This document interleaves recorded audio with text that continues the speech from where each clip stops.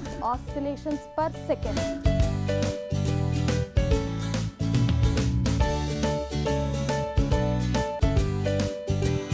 Heart pumps the blood to the different body organs.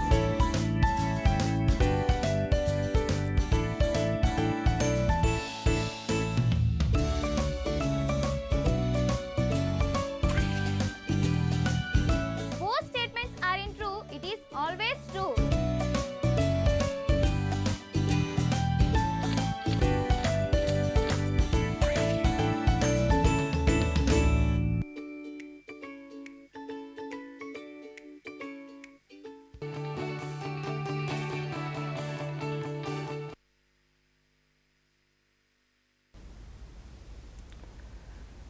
Good afternoon to all the teachers and all those who are watching this program. Today I have come with a different idea. I am not here for introducing English doctor, but here today I want to introduce you to a very passionate teacher and erudite personality, Dr. Vani Gaddam from Tennessee Technology University, USA.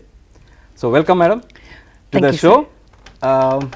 We are looking forward to you, to hear from you more on the topic classroom management and student management. Before taking up this, prior to your appointment as the academic advisor in Tennessee University, can you tell our audience, our viewers, what was your prior appointment and where? Sure, it will be my pleasure. Good afternoon, everyone. It's my privilege to address you through this Mana channel, and I am really thrilled to share the knowledge I have acquired over the past 15 years about different educational practices. And like George sir just asked me, I was a teacher evaluation specialist, and that was a unique experience in my entire career as an educator. I was a teacher to begin with, then as a school administrator, then as a district administrator in Tennessee. I used to go to different schools evaluating teachers. It was a huge learning curve for me, and what I used to do is sit through from bell to bell in a classroom and observe the teacher along with the students and how they are interacting, and then give the teacher a post observation conference, some feedback to the teacher about what were the great things that were happening. At the same time, how can we improve upon those practices? So that was my career before taking up this position as an academic. So you said you will be evaluating the teachers. Yes. But you know, the teachers are the masters of the classrooms. Do we need to evaluate them? Yeah. Or who evaluates them? We all tend to believe that we know what we're doing, and we have been doing it for so many years that we don't need somebody to come in and tell. But there has to be accountability. Right. No matter what job we do, unless there is accountability, unless there are measures to evaluate someone's performance, there is no drive to do better. Okay. So we have to have the drive, and also who should evaluate. Yeah. I never thought when I was evaluating, I never thought that I was the expert on everything. But I was trained to look for certain things, and if they're missing, how to make it happen in a classroom. So it's the training, and actually my experience as a classroom teacher and my educational qualifications, where I spent as a full-time student learning all the best practices when it comes to curriculum and instruction. So all that, I think I bring enough to the table to be able to give the feedback, and it's not about I gotcha feeling. Okay. It's about you're here, how to get farther than that. Okay. And my job was not to give them you're an A teacher, you're a B teacher, you're a C teacher. Grades, yeah. It's not grading. Yeah. It's a continuous progress scale. Yeah, a lot of hand holdings. Yes. Maybe wherever there is required. Yes. Fine. When you evaluate, whom were you evaluating? The teachers from India or teachers from other countries, especially US teachers? Most everyone that I have evaluated was like our American teachers. American teachers, Yes. fine. I have never evaluated an Indian teacher. Oh, fine. Okay, okay. Because where I was working, there are no Indian teachers. Fine. There are very few Indian teachers, and that too in like inner cities, and that's where they recruit Okay. teachers from other countries. Yeah. So it was a struggle for me to be accepted by them. Okay, fine. But when you show your commitment in any job, I think that comes and that falls in place. Actually, I was about to ask a question. You know, how do they take it? You know, for example, an Indian teacher evaluating a US teacher. I mean, or evaluator from India is evaluating. How did they take you? Did they take it very seriously, or did they take it? Did they feel it? See, it's all about professionalism. Yeah. At a personal level, probably they had some resentment, but they are professionals, I'm a professional. So when we sit at the table, as long as I have my professional courtesies and I mean their wellness, I mean their progress, and I know that I have never done one evaluation where my integrity was lacking. It was not anything about them as it's not personally done. It's about their teaching practices and how to improve. So I didn't have their background, whose aunt or whose sister or whose mother, and at the same time I didn't have any prejudices about, oh, I should give them low scores or high scores. It was all about what I saw in that picture of 45 minutes or 1.5 hours, depending on the class time. Yeah.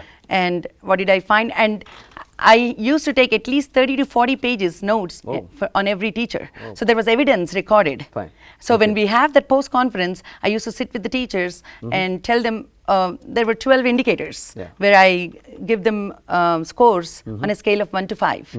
So I always used to show them the evidence for the score that they received. Right, right. So there were hardly any debates, and I was happy to work with teachers that were professionally looking forward for feedback. Okay. And it was a pleasant experience. Yeah. In India, suppose I want to evaluate a teacher. I get into her class, I observe her how he is teaching, what are the aids, teaching aids, TLMs, what she is using. Is the same thing there also, in America also? Yes, Yeah? absolutely. The indicators are like, what are the objectives? Is the teacher clear about the objectives? Are the students familiar with the objectives of the lesson? And then the lesson pacing. And the structure and the materials and activities the teacher is using. What kinds of questions is the teacher asking? Are they lower order thinking skills questions or are they higher order? Are there any problem solving skills encouraged in this class? So there are indicators, and every teacher knows what they will be evaluated against. So they know, they get to see the rubric, and I always meet with them beforehand. So we have a pre-conference. Then the full length observation, then the post conference. So you will be giving them some rubrics, as you said, some parameters, and you say, yeah, look, you will be evaluated on these rubrics. So you mean to say that teachers come prepared for that? Yes. So to avoid that, what we do is, the first one is announced observation. The next 2 or 3 that I follow, now that they are familiar with the rubric, I don't have to tell them when I'm going. So I just show up all of a sudden. So it's already announced earlier? The announced one has a pre-conference where I'll tell them when we are meeting and what is she or he teaching that particular week or the day, when is a good time for me to go in and all that. But only one observation is announced. The rest of them are surprise visits. So they don't get to know when, but they definitely know it's the same rubric. So once the evaluation is done, do you have a one-to-one meeting? Yes. There is a kind of constructive criticism, you say? Yes. That is called post-observation conference. Post-conference. So I either email or just knock on the door and say, when is a good time for you? Or I even get, sometimes I get their schedules from the principal. And then I look at their free period. And then go and so say, it's other way. So in India, maybe the other way. The teacher is called to the evaluator's room. The evaluator's room, and this is how I saw you behaving in the class, this is how I saw you taking class, this is not the way. A kind of treatment may be completely different. So I see that you go to the teacher, you take her free time and you go. That's a very good thing to do, right? Yes. Because then the teachers feel that, yeah, the evaluator is coming to me, so she looks at my free time and she's ready to help me. But in India, it's the other way. She's being called, you know, she's intimidated, and a lot of fear is created.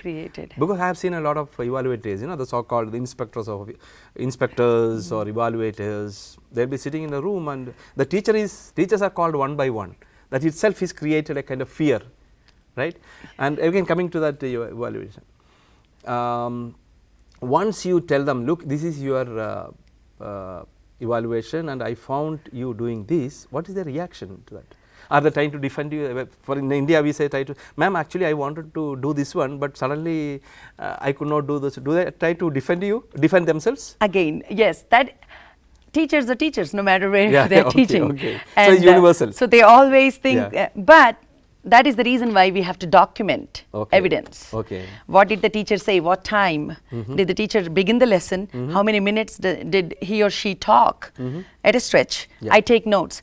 Time and the teacher, and then how many students raised their hand when the teacher asked a question. Is the teacher only picking from the volunteers, or is she or he even asking some non-volunteers to answer those questions too? And then every question they ask, I write down lots, LOTS or HOTS. So overall, if the teacher asks 60 questions in a class, what percentage of those questions were actually higher order? Okay, fine. So everything is evidence-based, and I can read their questions to them. So there is not much room for argument there. They understand that this is a thoroughly done evaluation. It's not just haphazardly or something. Exactly. Like if I were to go and sit in the back seat and talk on my phone while the teacher is teaching, okay, I'm here in a class, I'll talk to you later. So there is no trust in the evaluator, and I have to give 100% attention to the teacher and the students. The full 45 minutes? Yes, or sometimes even 1.5 hours. Oh. Because English and math. It goes on in a class 1.5 hours? Yes, I just sit there, I take notes, I don't talk, I don't interact with people. Sometimes I get up and go around observing the students to see how much they are involving in the tasks. And I take notes. So and so group sitting next to the door, because I don't know the names of all the students, because I go to all schools. So I write the teacher's name and everything before I walk in. Then as soon as I walk in, if the teacher says their name, I catch the name and I write that. And if the teacher doesn't say their name, if I'm just walking around, I write down the group next to the wall. So shorthand note taking. And then I type all the detailed evidence online for them to go back and read. So they get to see, okay, what was that person, what was she saying? If they have any doubts, they can go back and read feedback. If I ask you one question, can you just put it, what is the main observation, what is the main rubric or main parameter you are looking for a teacher in the classroom? You are the evaluator and I am the teacher. What do you look for me? The main thing, maybe one or two things, just two things. Two things? Do you have an idea of what you want to teach those students for that 1.5 hours? Is it just you having the idea, or did you convey that to the students?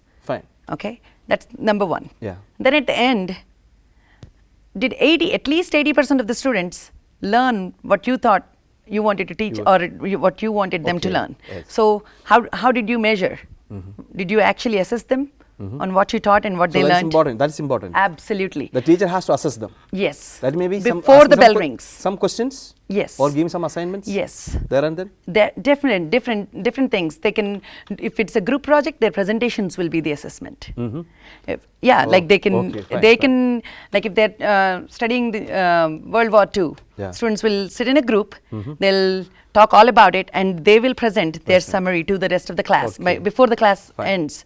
So if it is a 1.5 hours class, the teacher has to plan and pace the class teaching so that everything is falling in place. So it is very important. So is there an clear objective in the teacher's mind, and is it clearly expressed to the students? And everything that they did it align with the objective of the lesson, and was there an assessment at the end? So let's say if a teacher is teaching and going on teaching and the students are doing whatever, and there is no assessment, there is no way the teacher can get more than 3 on anything, because there is no evidence that the students learned what the teacher taught. So there has to be evidence for every class period that whatever the teacher has taught or intended for the students to learn, it need not be just teacher teaching lecture method. It can be any project, but if there is a goal, was that goal accomplished? And if the goal is too big, then the teacher is not planning well. The teacher has to plan such that the lesson is not too easy not too hard, and it has to be able to be accomplished in one class period. Whatever 55 minutes in some schools, 45 minutes in some schools, 1.5 hour in some schools, it doesn't matter. Yeah. Teacher has to be aware of the time Yeah, yeah. and plan all the activities Yeah. accordingly. According to the US system, the classrooms which you observed, maybe some 15 years, I was told that you were there in US for the last 15 years, Yes. from 2000 onwards. Yes, sir. What is your experience? Like, what is the percentage of participatory learning of the students? Now, here in India, we always think that, yes, I am the teacher, I know everything. So, I lecture. Maybe here and there, like Masala, I will ask few questions here and there, just to satisfy myself. So, what is the percentage of participatory learning? So, what I mean by participatory learning is like group work, this pair discussion, interaction between the students, and what is the percentage you would put it? Okay, for a 50-minute class time, I would say on an average teachers talk only 20 minutes. Good teachers talk only 8 minutes. So the rest 42 minutes are allocated for student voice, student engagement, students interacting with the text, with the other students, giving peer feedback. So very little talk is done by the teacher. Everything is planned way ahead before the teacher has stepped into the classrooms. I really was thrilled to see that when I went there, because it was very different for me. I did my master's in MSc and MEd from Osmania University, but then when I went there, the teaching learning practice is so different. But then I never fell asleep throughout my US career, because you can't. It is so engaging, and occasionally you do come across teachers that talk and teach 45 minutes, but they are very few and far. Maybe at the university level? It's a lectures? Yes, university. But not, and the school level, I think, as you said, participatory learning very, is very important. And especially every principal knows, every teacher knows that they can't talk for more than 8 to 10 minutes. So they try to make, give the voice to the students, and it doesn't happen overnight. So if I walk in, I would know whether that is a classroom where students are used to working in groups. Yes, I can easily tell. Okay, I your can experience. Yes, because now, in India we label it as disturbance and noise from the class. How do you react to that? That is true. It does feel chaotic when the students are all talking. A lot of pandemonium is yes, there. And some students just days out, daydreaming. Some students don't participate. They just talk about some other movie that they watched the day before. So there are measures to put in place to avoid all those. That's why every group has to have roles assigned to the group members. One will be a facilitator, one will be a timekeeper, one will be a recorder. So they all do their jobs, and the recorder has to have notes of what is going on. So there are measures put in place. So every student has something to do. Exactly. Nobody should be idle. Not really a passive listener. No. Very active listeners. Yes. So the teacher assigns, you are a timekeeper, as you said, you are resource persons, so who gather resources for a group work. Yes. I believe. Yes. I think it's gaining momentum in the Indian classrooms also. Excellent. Once this CC has come in place, we'll come to that maybe in the course of our discussion, maybe the next. Now, I just want to ask one more question, like what is the difference between our education system in India and US? Did you find a marked difference is there? Is it in the attitude or in the system? What do you say? That's a wonderful question. Actually, in India, when you walk into a classroom, you hardly see any resources, just a blackboard or... Yes. In public schools in America, you'll see baskets full of books, reading books, in class libraries. Every school has a rich library, but in class libraries, they focus a lot on reading and writing from very early stages. Everybody, my little one is 6 years old, and he already has to write about his family, his vacation. Every week he has a writing assignment. So he sits down to write. And he reads, refers books. Yes, and everything, every day they have to read 20 minutes.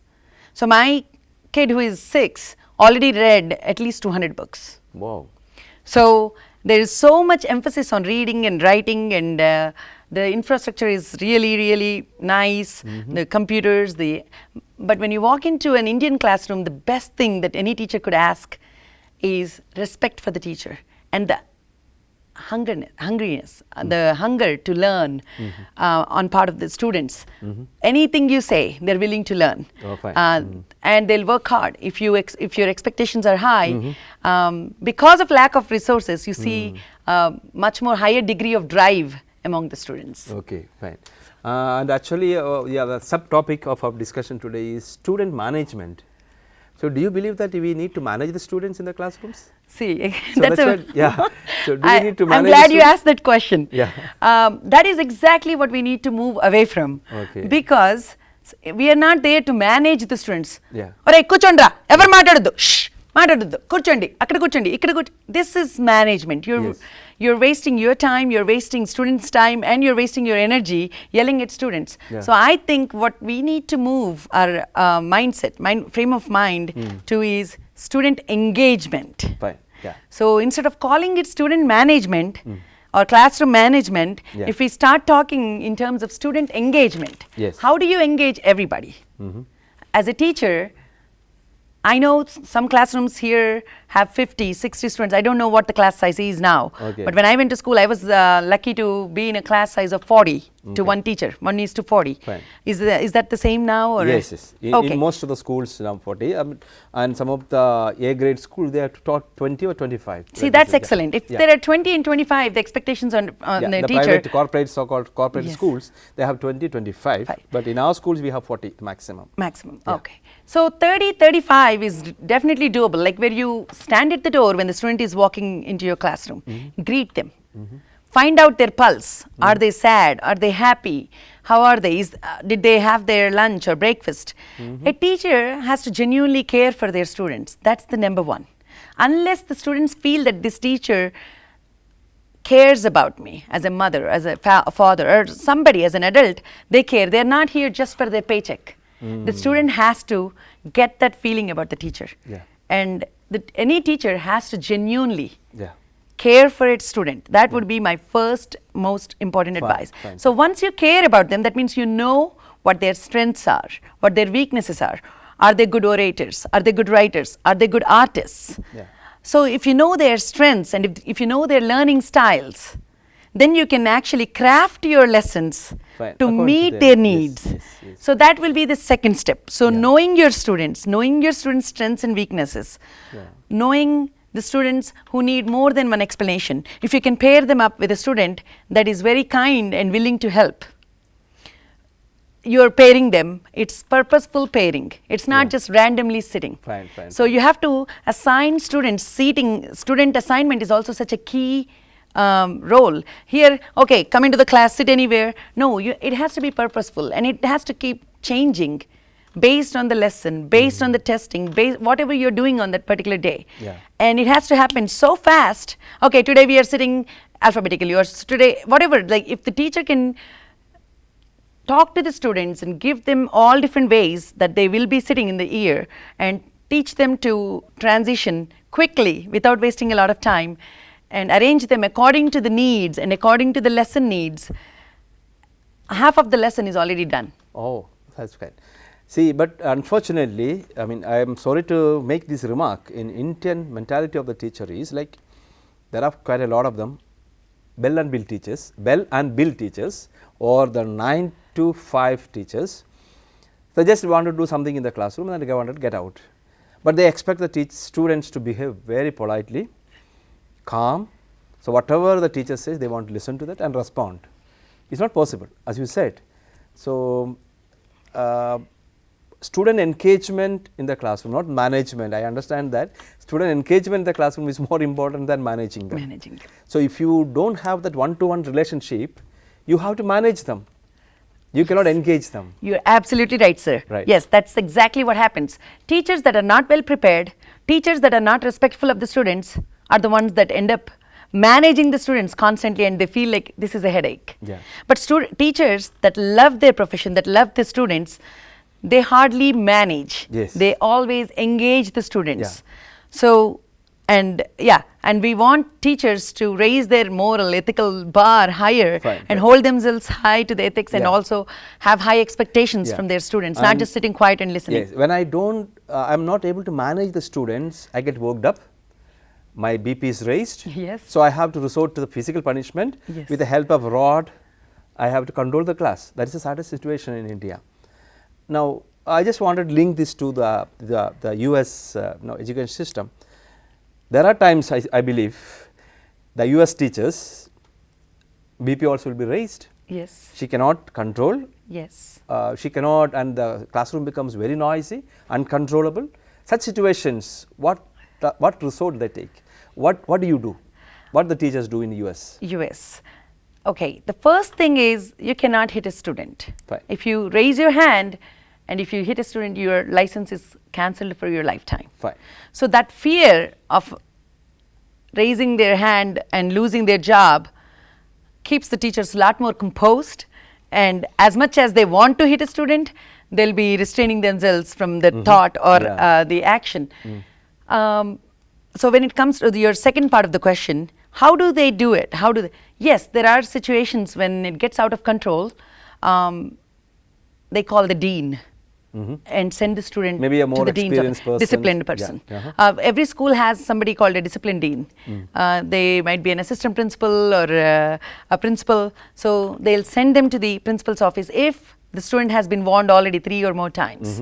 And then the principal or the assistant principal in charge of the discipline will actually call the parent. And the parent is involved. Yeah. So when the parent is in the picture, most of the students are already straightened. Okay. And if the parents don't care, those are the children that actually, then you as a teacher, you'll understand why a student is acting the way they are. Because if the parents are with the attitude of I don't care, I don't care. and Yeah, naturally the students, yes, and then you have to develop a relationship with the student. You have to invest more than what you would invest in students that are normally easy to manage or easy to engage. So you have to build trust, and it takes longer. But in my teaching experience, I definitely can think of at least a couple of students who were very rough and who had that attitude of gangsters and bully. But once they see consistency in you, like where you consistently, no matter what they do, what they don't do, you're constantly there to support them and tell them what is right and what are the consequences of their negative behaviors.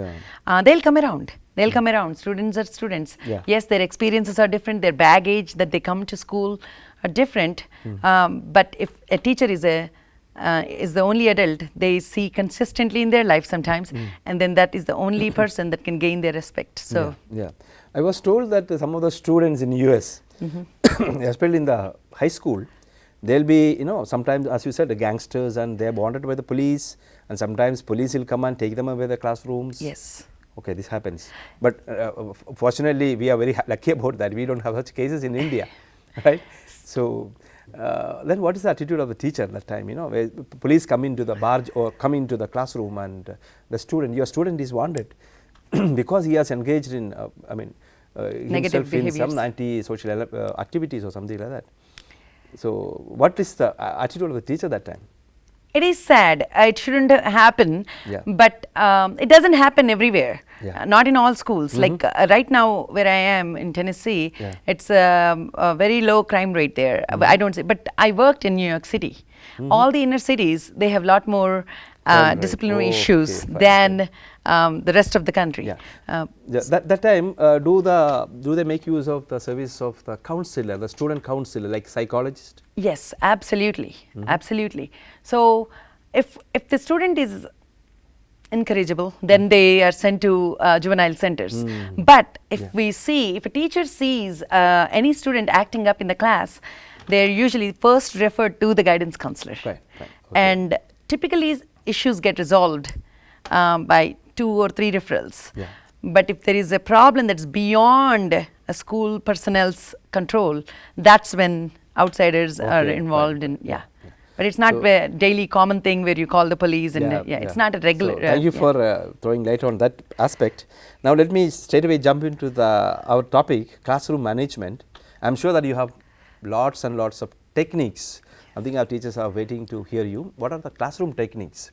Can you just illustrate on that? Can you tell few tips in the Indian context? What will be useful to us? Okay. First thing is treat every student as an individual. Right. They're not there to serve the teacher or to feel bad. Every student should be promised a good career, good life. And the first and most important thing a teacher has to do is not to destroy someone's self-esteem Right. or self-confidence. So if the teacher is constantly aware, and the only way to do that is positive reinforcement. Right. So when a student is doing something good, highlight the good. Don't focus your attention on the bad behaving student. So as soon as you walk in, if a student is reading a book, oh, I see that you're reading a